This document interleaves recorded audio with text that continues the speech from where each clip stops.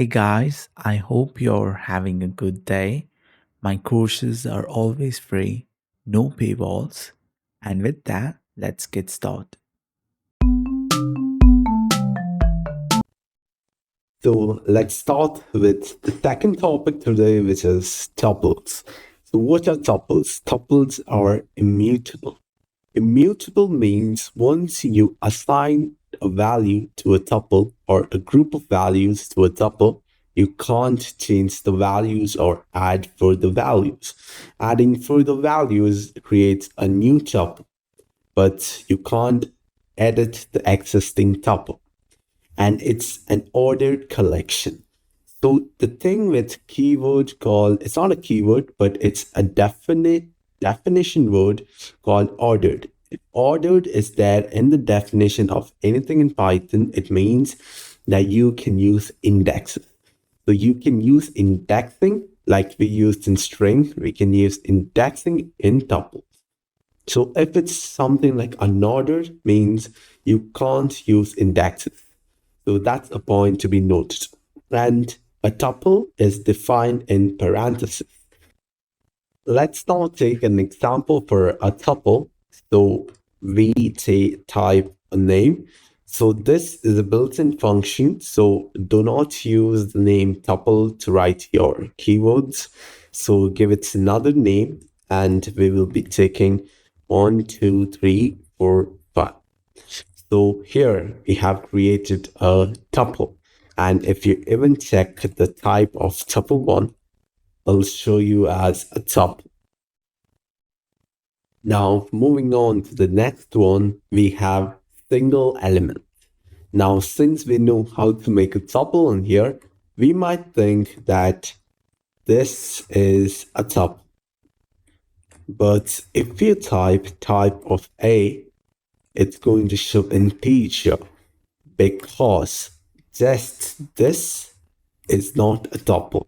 For defining a tuple with a single element, you need an element of the tuple with a comma. And if you run the type again, you find it's a tuple. So for a single element, you need the element with a comma. And coming to the indexing of tuple, let's take our first tuple. It's similar to the indexing of strings. You can give 0 to get the first element, 4 to get the fifth element, and it goes so on. And as we have seen in strings, index is similar in strings and in tuples. So you just have to type tuple1 dot index of, let's say we want the index of 3 in here. So give 3 and to get the index as 2, because 0, 1, 2. So 2 is 3. Coming on to all, this is used to return true if all the values or all the elements in the tuple are true. In other words, if the tuple contains a 0. In Python, 0 is used to refer to false, and all the other numbers other than 0 give true. So if you take an example tuple which includes 1, 2, 3, 4, and 5, and if we call the all function to our tuple, we see it goes true. But if I just add a single 0, that will give you false. So it checks if all the values are true inside the tuple. So you can use this to check if there is 0 existing in a tuple. So the tuple can not only contain numbers, we can have a tuple with words, letters, strings, etc. These are also considered some tuples, and we can also have false, true, false again. This is also considered a tuple. And even in this case of all, if we call all of tuple 1, we get false, because even this false is considered as 0 or it's considered false. Now, coming on to concatenation. Concatenation is used to join two tuples. So if we make two tuples of numbers 1, 2, 3, and tuple 2 will be 4, 5, 6, and my bad. Yeah. And if we type tuple 1 plus tuple 2, this is used for concatenation. It will give you the tuples combined. They don't add the individual elements. Instead, it combines these two. So if we assign this to a new variable, we get it as a tuple tree. So in this way, we can join two tuples. Now coming to in and not in is used. This is used to check for inclusion, while this is used to check for exclusion. So if we take this tuple, tuple 1, and we can type 1 in tuple 1, it gives you true.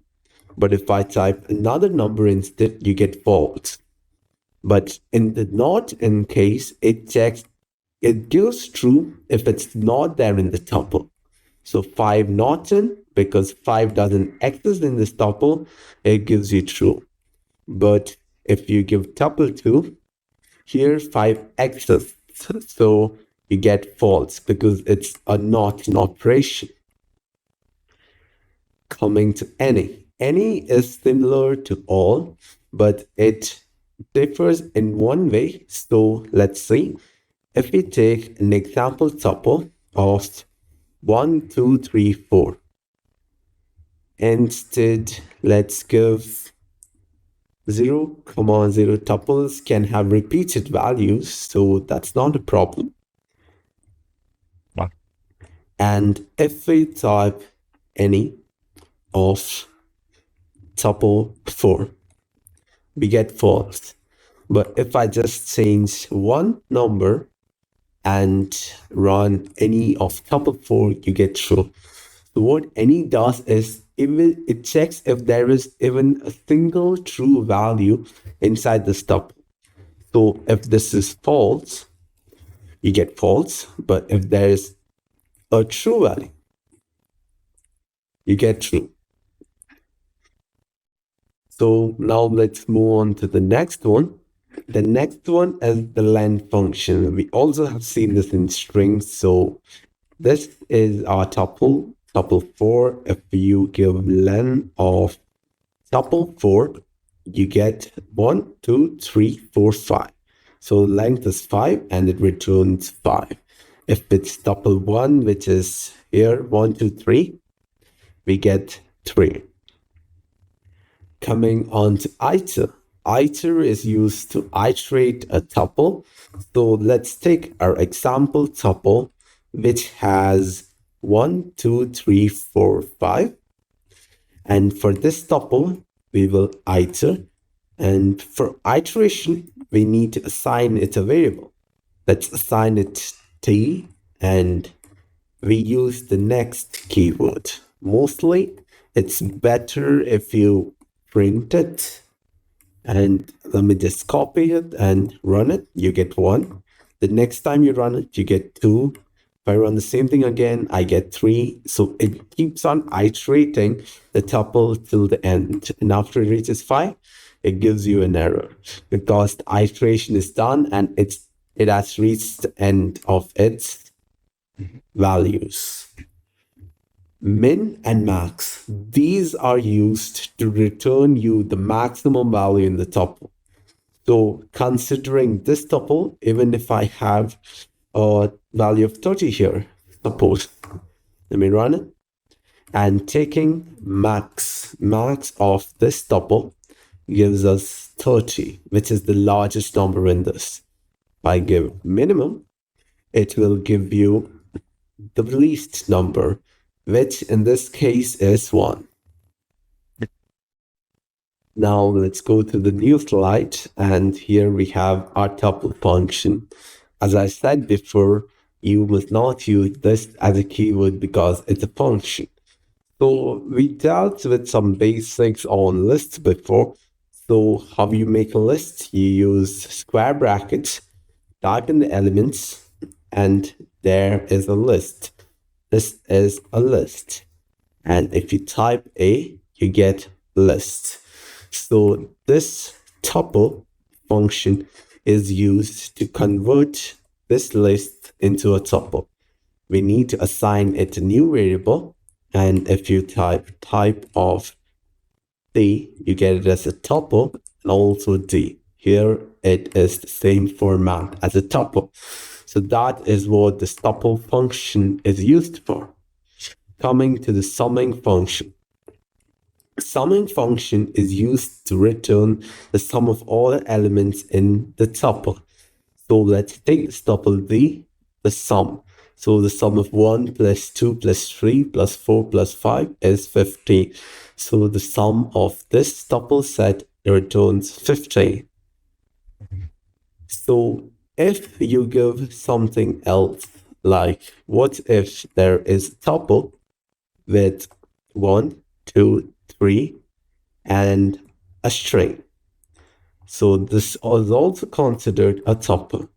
But if you give sum, it returns an error because this cannot be parsed or cannot be typecasted into an integer. But what if we give something like 4 here? Then also it doesn't work because you need to typecast it. So I guess the best option here is to typecast it inside the tuple itself. And if you run it, it's going to work because it gets typecasted in this to an integer. And even if you print E, it returns an integer itself.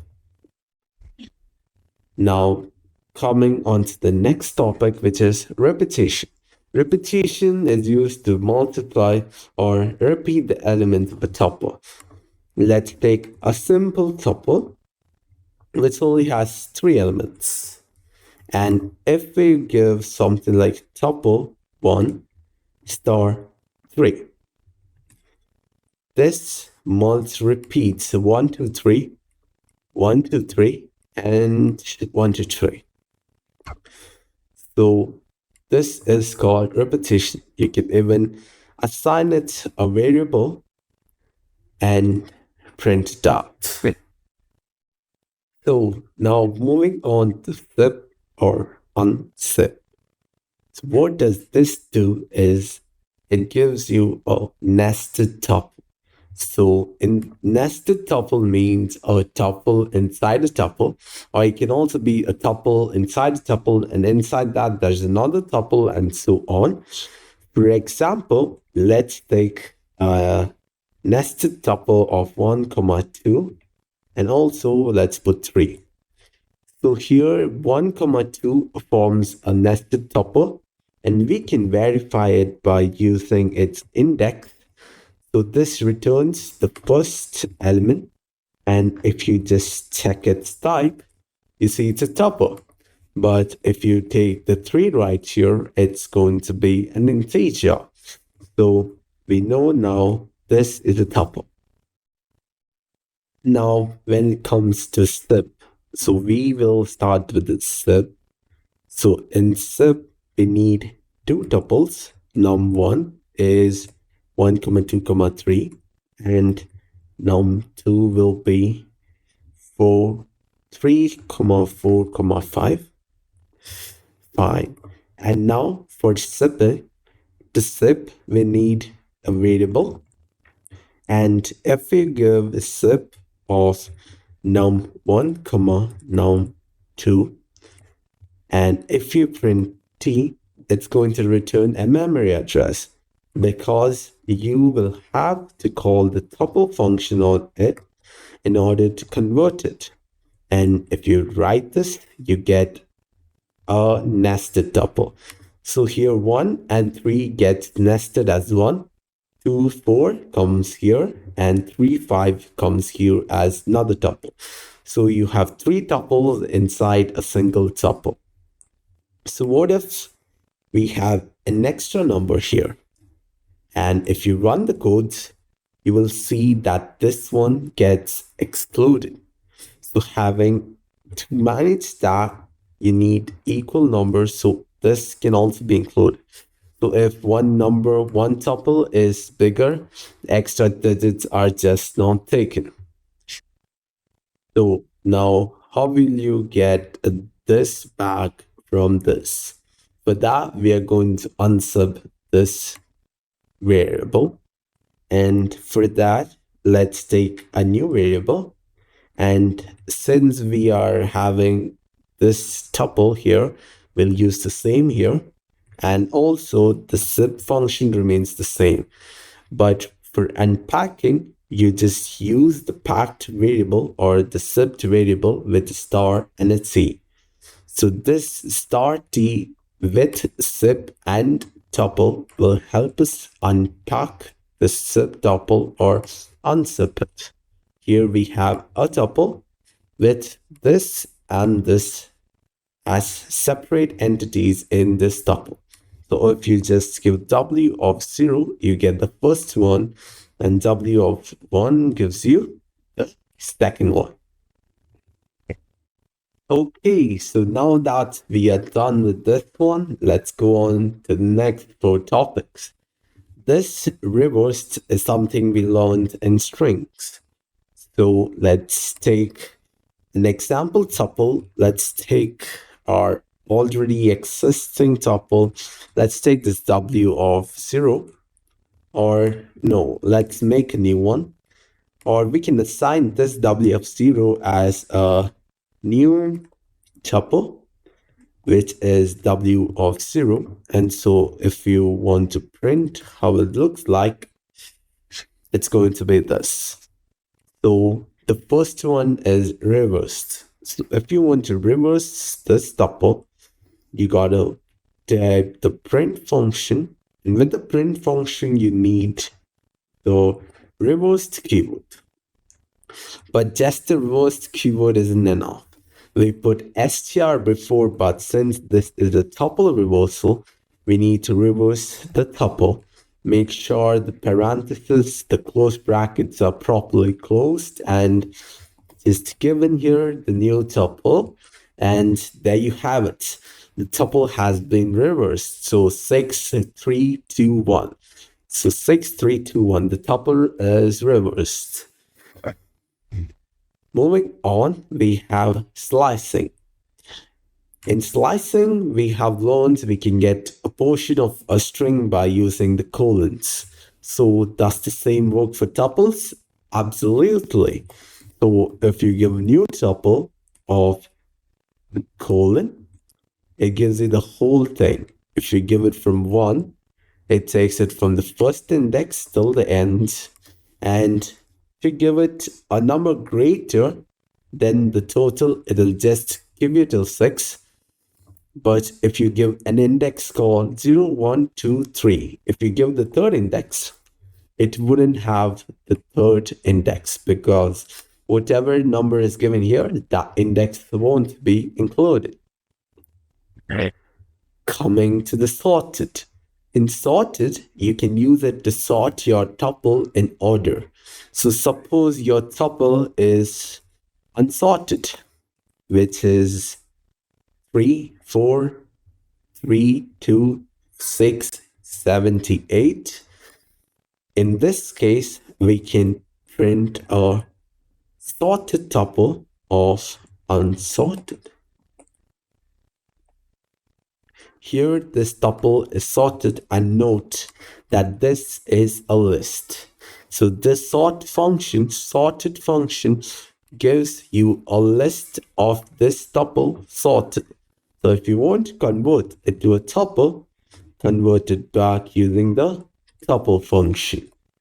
And there you have it. The tuple is back.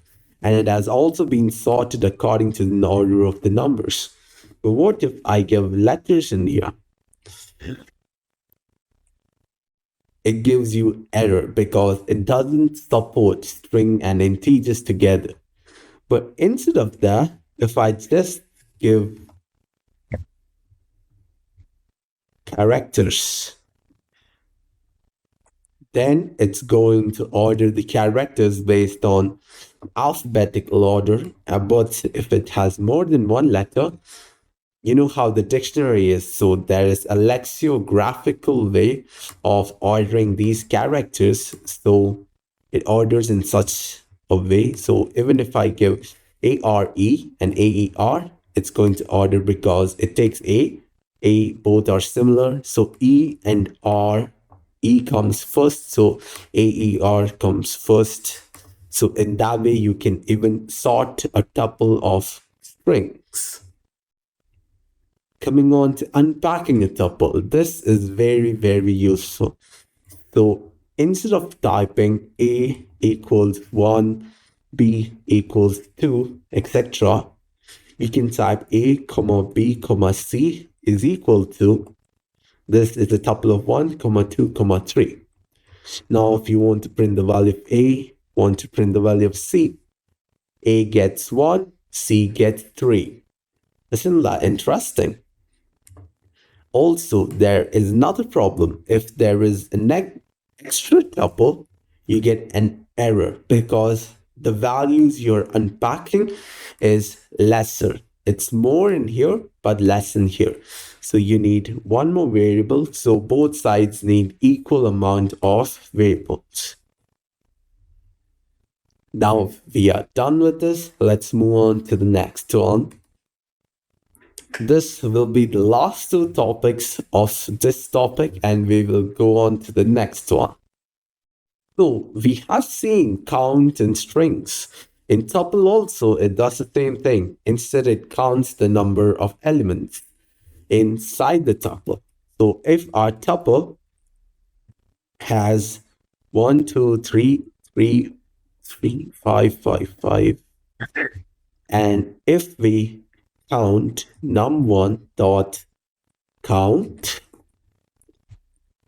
the number of fives, we get 5 of them because there are 5 fives. Also, if we instead give, we can also include letters. And if we count the number of letters, let me run this, we get 2 because there are 2 A's here.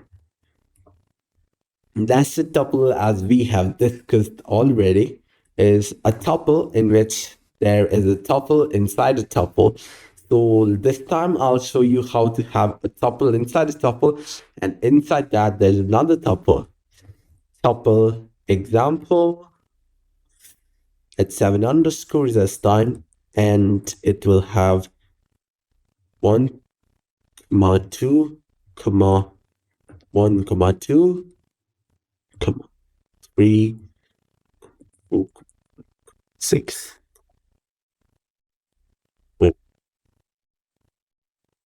So this is a tuple inside a tuple. And if you look at it closely, we can separate it. So the tuples are, this whole thing is a single tuple. Okay, I guess we have an extra one here which can be reduced here. Okay, in this case, let's have tuple example of 0. So what is this? This is a tuple, and inside this whole thing is a tuple, and inside this we have taken this tuple. Make sure the parentheses are proper, then you can get the proper output, or it will just show an error. So tuple example of 0 shows this much. If you add another 0, you get this one. But if you take something like the second one, you get this tuple inside. Even the type is a tuple. So if you want this 2 right here, you just have to add another 1. There you have it. So you can have multiple indexes to travel through multiple tuples. This is also very useful and convenient in many data structures. So it must be noted. And with that, we have completed tuples, and We will move on to lists. Just got dark, so I just turned on some lights, and here we are at the most important and favorite topic in Python, list. So what is a list? It is, I'll show you the next slide, my bad. Let's go on with lists. So list is ordered. So what does ordered mean? We can use indexes and mutable or changeable, which means unlike tuples, you can remove and add values to a list. So how do we define a list? So a list, as we have learned earlier, it can just be put in square brackets. Here you go. That is a list. And even the type will show you list. Starting with the first one, indexing. Indexing is always in square brackets. So A of 0, first index, or the first element of the list. If you want the last element, instead of counting backwards or counting 0, 1, 2, 3, just give -1. The last element is here, and 0 of -3. The third last element is here, which is 4. So that sounds simple enough. Coming to indexing, as we have learned in tuples and strings, indexing is just a dot index of 3. It gives you the index of 3. So even if there is 3 again here, so 133, and index of 3 remains 2 because it gives you the index of the first occurrence. Coming to sorted. Now, suppose our list is not at all sorted. 4, 5, 3, 2, 3, 6, 9. And let's give sorted of A. Now, it's sorted in the descending order. Same, you can even use it with the strings, but make sure different data types are not there while you use this sorted function, as it can give you errors. So if you put something like A in here, it will give you an error because it's a string and an integer. So without that, you can get the list sorted in order. Coming to sum. Sum returns the sum of all the elements in the list. So if we just type sum of A, and did that just go sum of A? So it's going to add 2, 3, 4, 5, 6, 9, and sum of all those elements turns out to be 29, which is accurate and pretty much correct. Max and min, we have seen this in tuples, so the same can be implemented in a list. So for max, just type A. And by the way, if you are working in some other program or other software other than Jupyter Labs, you will want to have to type print for every single thing. So even print of sum A will need you to type this. This print must be written. But in VS Code, this print must be there. So only because it's Jupyter Lab, you can actually get this. And also another fault with this, directly writing is, if you type min A and you type max A, it's going to give the last one. It's going to give you the output of the last line. But instead, if I type print for both, you get both of them together. So that must be noted. Slicing and sorting. So in slicing, we can get, which is similar to tuples. So you just have to type A of a colon, gives you everything inside the list. Or we can go to -4, which gives from the last and starts at -4 and goes till the end. But if you specify here -1, the last one won't be there. But if nothing is there, it goes till the end.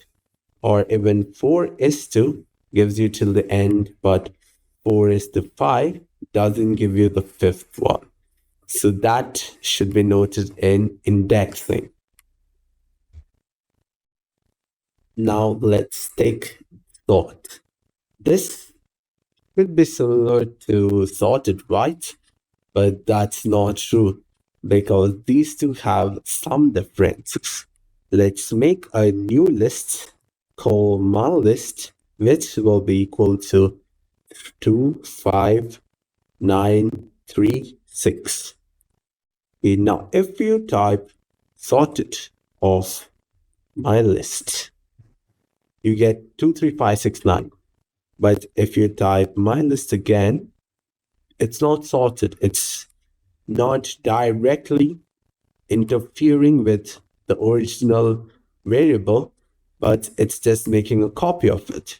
But instead, if you type my list dot sort and print my list, you see this has been sorted. So this modifies the original list, while sorted doesn't modify the original list. Okay, so moving on to the next one, which is len function. As we have seen before, len function returns the length of all the elements or the length of this list. So how many elements does this list have? 1, 2, 3, 4, 5. So if you type len of my list, you get 5 because it has 5 elements and it gives you 5. Even if there is a character, you get 6. But when you sort it, you need to note that it is a string and an integer, so you can't sort. This doesn't work either ways. So you can only sort with the same type. Even if these all are characters instead of numbers, all are characters, and you type in this one, it works. So we have completed with len. Okay, coming to the del function. The del function is used to remove elements by using the index or the slice. So we'll create a new list, my list 2, which is 1, 2, 3, 4, 5, 6, 7, 8, 8 elements. So in my list 2, let's delete the 0th index, my list 2 of 0. So now if you print my list 2, you see the 1 is missing. And now if you type in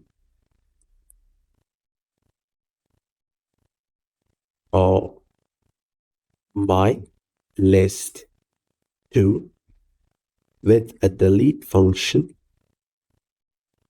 and we are giving a slice. So 0 is the 2.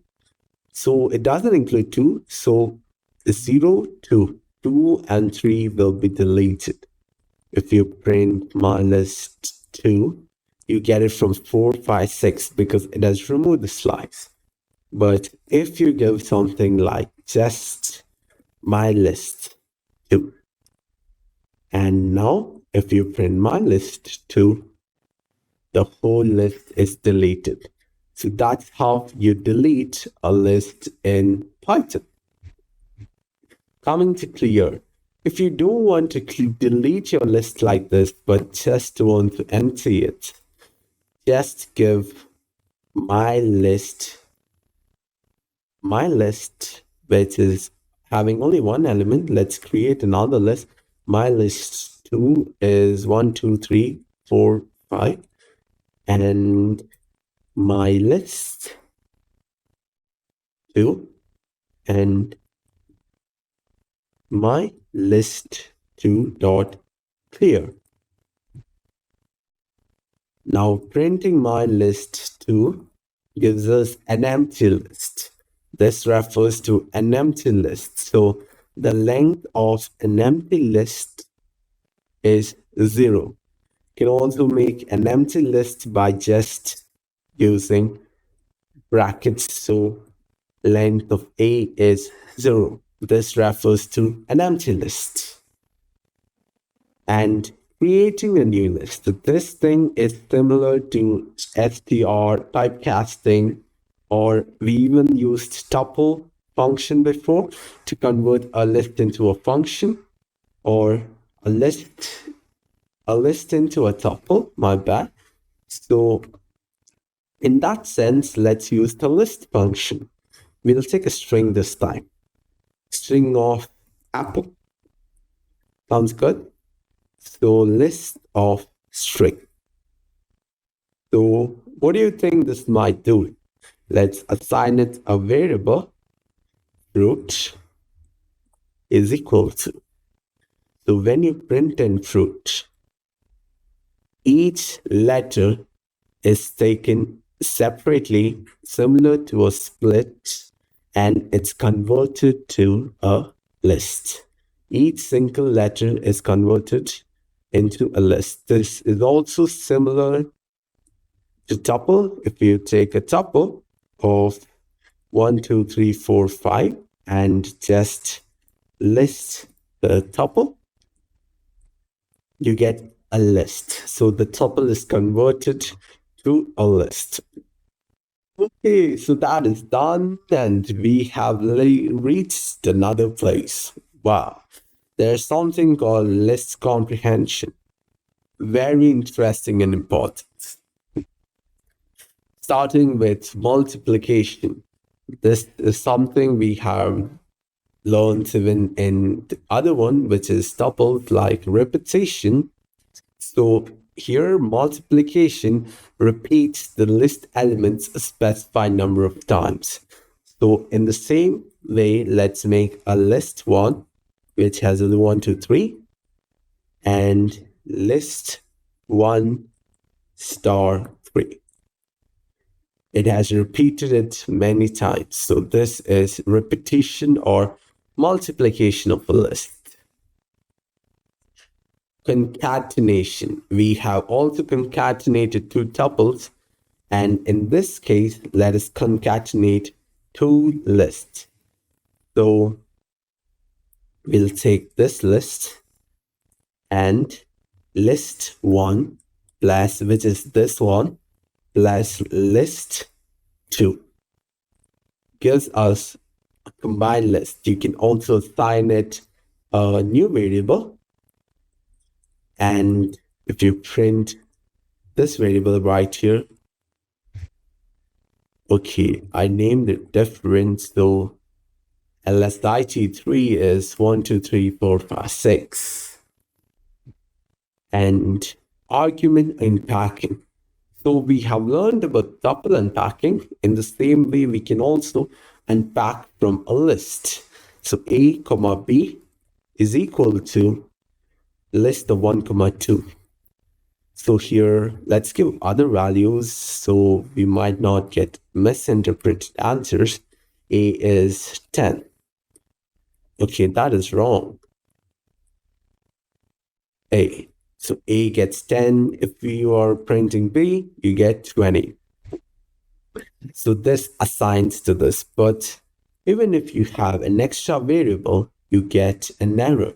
So just make sure the length of the list is equal to the amount of variables you provide in here. So C gets 30. Coming to list comprehension. List comprehension is where you can add elements to the list by applying an expression to each item in the list. So it gives you a new list by iterating a function through the elements in an existing list, or a loop in the sense. So this requires you to have knowledge about for loop, if conditions and all. That we will be doing it later. So this topic right here will be done a bit later. Don't worry. I will make sure to have this thoroughly done and recapped properly. So let's move on to the next one. We start with all. Oh, the face is gloomy. Are you sad that list comprehension wasn't done right now? Come on, I'll make sure you get a proper, thorough explanation on list comprehension so you'll never forget what it does ever again. I'll make it detailed and maybe spend 15 to 20 minutes on this topic. And I know, it's very important. So we will have it done exquisitely. Coming on to the all function. So the all function gives you true if all the elements in the list are positive. So if I have a list of 1, 2, 3, 4, 5, and I call all of A, I get true. But even if there is a 0 or false, it gives you false. But in the other case, any gives you true if there is even one true condition. So only if everything is 0, you can get a false.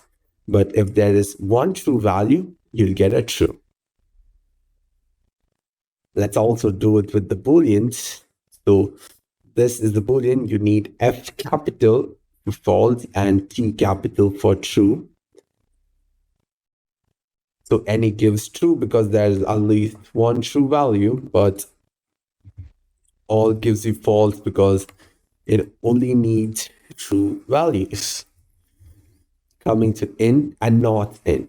In checks for inclusion and not in checks for exclusion. So if this is your list and we check in 1 in A, it's true because 1 exists here. 1 is there at the 0th index position. But if 1 not in, it gives you false because 1 is actually in there. You check with the number that is not in, 7 not in A, true because 7 is not in this list. We are done with this. So moving on to the next one. Okay, so coming on to the map list. Map list is actually very important and it needs something called function. You need to be aware of how functions work in Python. So we will be doing that after we have completed functions in Python, or you can even check for this map list and list comprehension in the chapters or the bookmarkings in this video. So you can find it easily if you know what is called function and how it's done. So it will be done at that time, at the right time. Copy. Copy is used to create copy for a list. But you might say if we have a list called 1, 2, 3, 4, 5. Okay, let's take 3 numbers. We can just do B is equal to A. And if you print B, it's 1, 2, 3. Then why do we need copy? So let's also take an example of copy. So we will type C is A dot copy. So if you print C, it's similar. But the thing is, this B is a copy of this, or we have given the equivalent operator. So if you delete B, we have learned what the delete does. You can delete it using an index. We'll delete the first element, so we will delete this one right here. So we deleted the first element and we print B. It's 2, 3. But if you print A here, you see A has also become 2, 3. This must be noted because changes in B will affect A. So even if, but if you do delete A of 0, which is 2 in this case, and you print A, you get 3. You print B, you get 3. So these two get interconnected. So any changes to B will lead to changes in A. But C, on the other hand, remains the same. Even if you do changes to C, so delete C of 0 or whatever operation you do in this way wouldn't affect A in any way.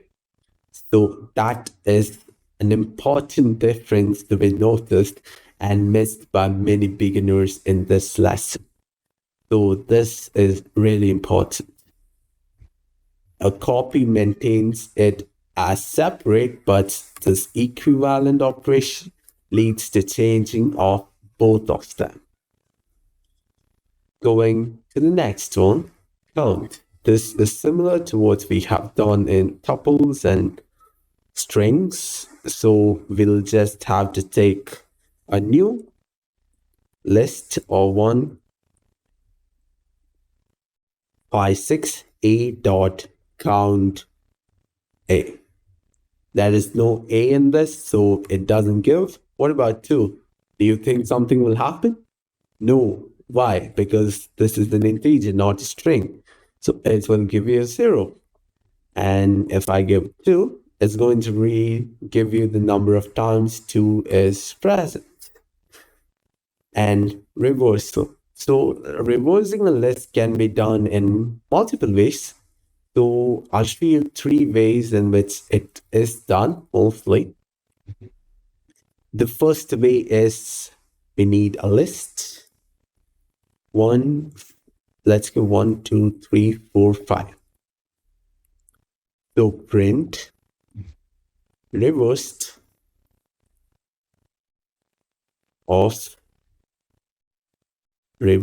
of W. And this must be changed to a list here. But if you print W, it is simple. It's as it is. It hasn't affected the original one. So now it's called back indexing or negative steps. It has 5, 4, 3, 2, 1, and W is unaffected. But it's a different story if you assign W as this, so it will reverse it instead.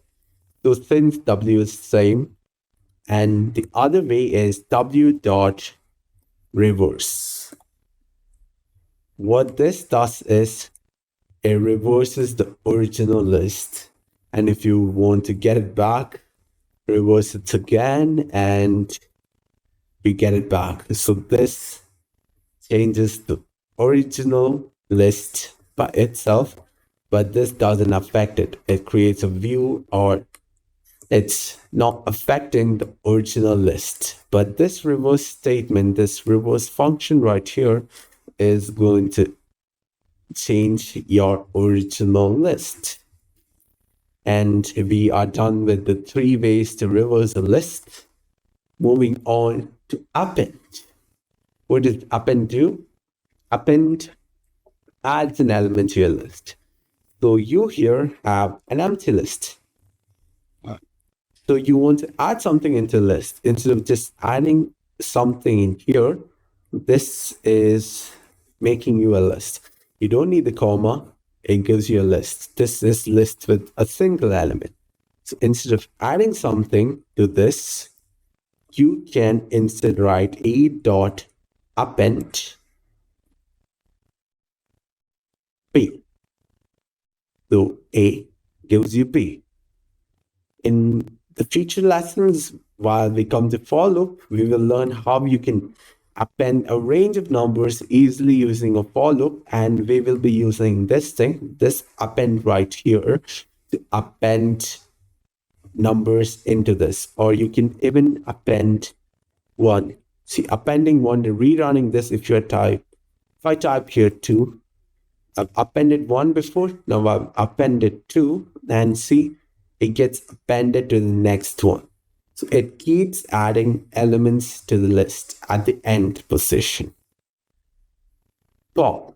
Pop is used to remove items from the list. So necessarily pop removes from the end by default.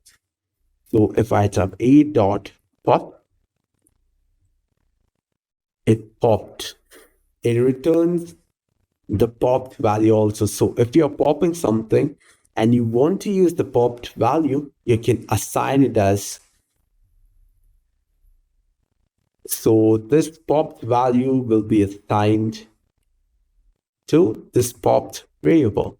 So for example, 2 is already popped. If I rerun this, it's going to pop 2 and popped will be assigned the value 1. And if you look at the original list, we popped 2 times, so these 2 are gone. And we are just left with this single element. And if we pop it again, it's popped. You can't pop from an empty list. So you try popping from an empty list, you get an error. So let me add some elements using a.append 1. I rerun it again, and now we have ones in this. So what we can do is we can pop a.pop 1. And since this is all one, it might be confusing. So let's add some more elements into this. A.append 3, a.append 4, and also append 3 again, a.append 7. This is the new list, so a.pop 3. And if you check A, it is popped from this side. From left to right, the first occurrence, which is 3. 3 has been popped. So you can even pop specific elements by specifying the element here. Coming on to remove. Remove removes the first occurrence of this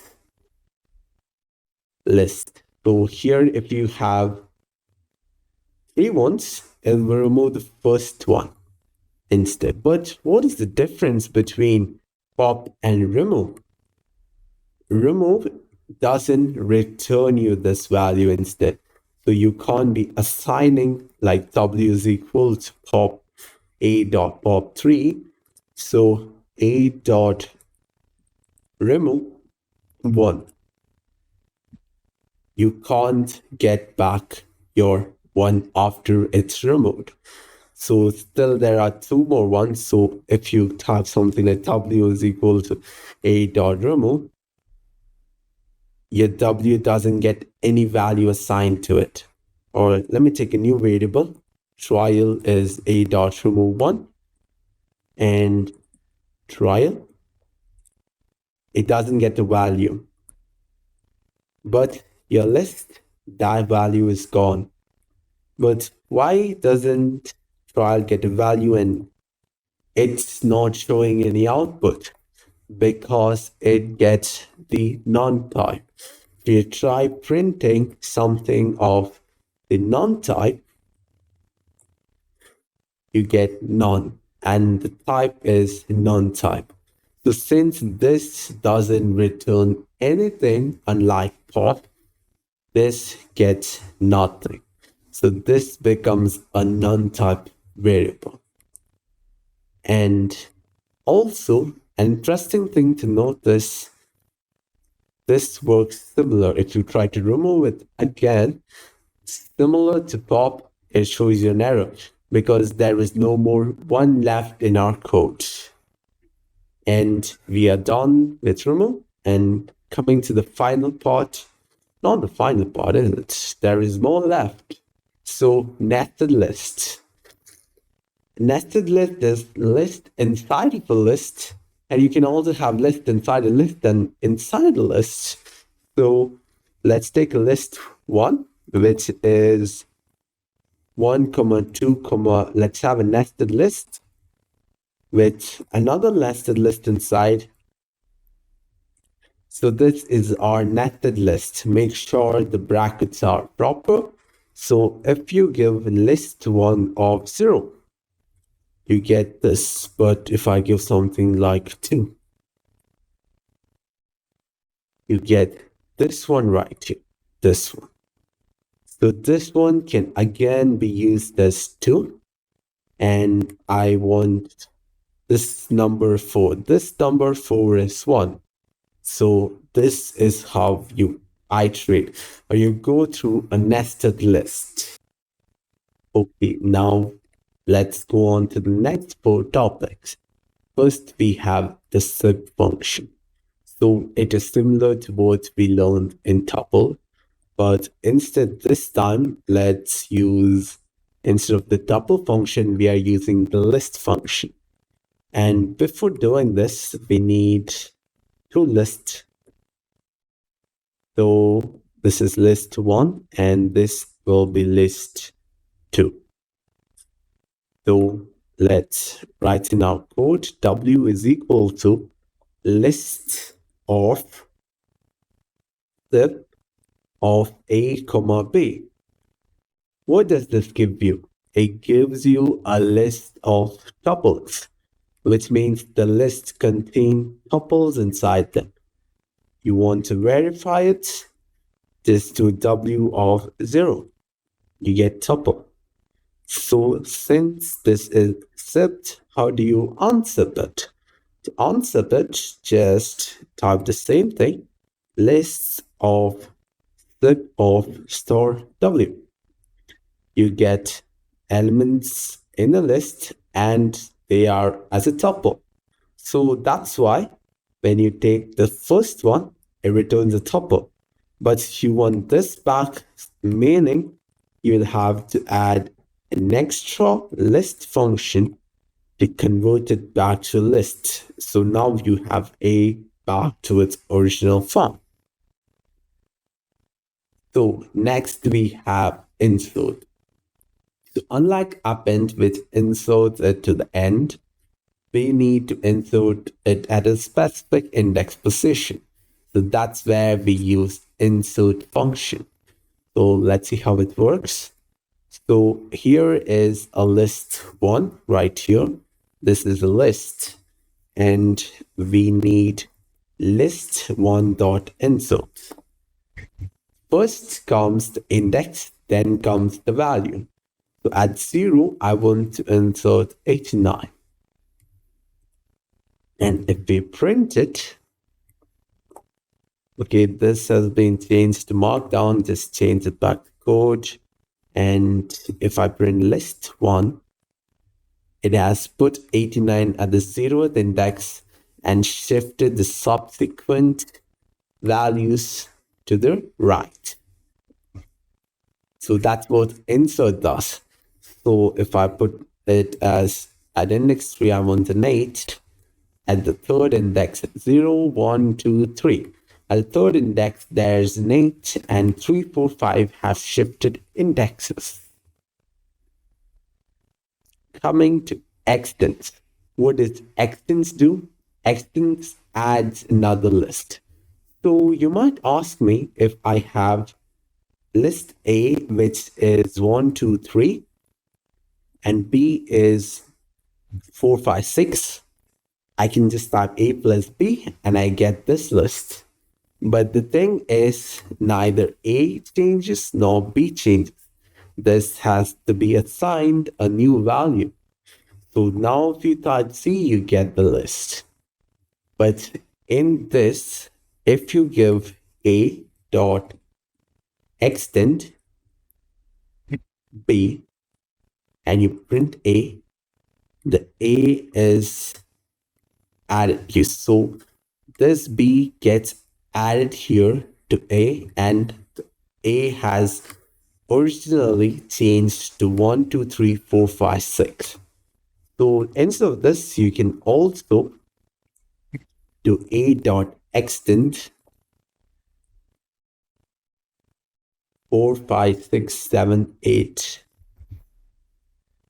9 and print A, and you get 4, 5, 6, 7, 7, 8, 9 added to the original A list. So that is what extend does. Instead of concatenation or the plus symbol.